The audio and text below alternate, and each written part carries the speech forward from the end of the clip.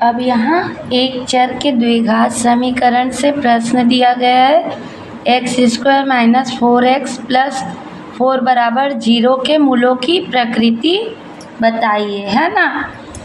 तो मूलों की प्रकृति के लिए क्या करते हैं कि यदि विभेदक का मान d का मान 0 होता है तो क्या होता है, मूल वास्तविक संख्याएं होती है और समान भी होती हैं।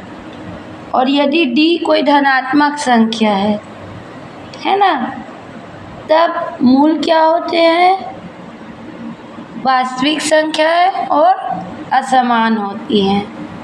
और d यदि ऋणात्मक होता है तो क्या होता है, काल्पनिक होता है ना।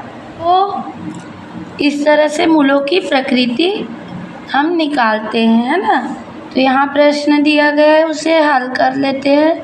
x² - 4x + 4 = 0। इसकी तुलना हम मानक समीकरण से करेंगे। और मानक समीकरण क्या होता है हमारा, की तुलना ये होता है मानक समीकरण ax² + bx + c = 0 से करने पर ये मानक समीकरण से इसकी तुलना करेंगे। तो x² का गुणांक क्या है, a, और ये x² का गुणांक क्या है, कुछ नहीं है मतलब 1। तो a बराबर 1।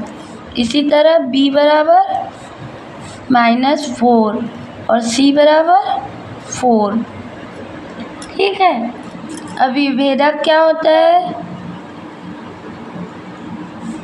इसे d से दर्शाते हैं ना। और ये क्या होता है इसका सूत्र, d बराबर b² -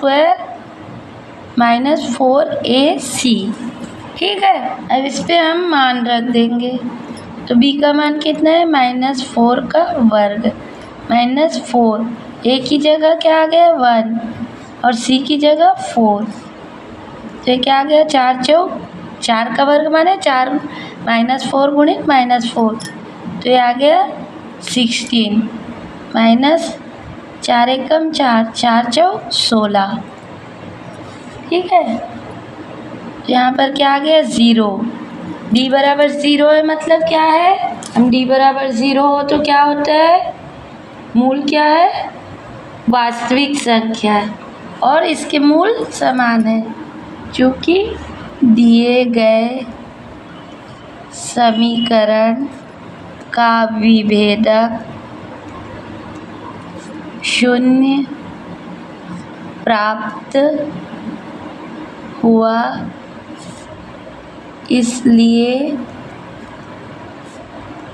दिए गए समीकरण के मूल वास्तविक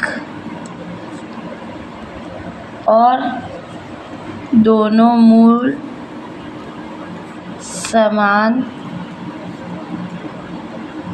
होंगे। ठीक है। और यही क्या है हमारा, यही हमारा आंसर है। ठीक है।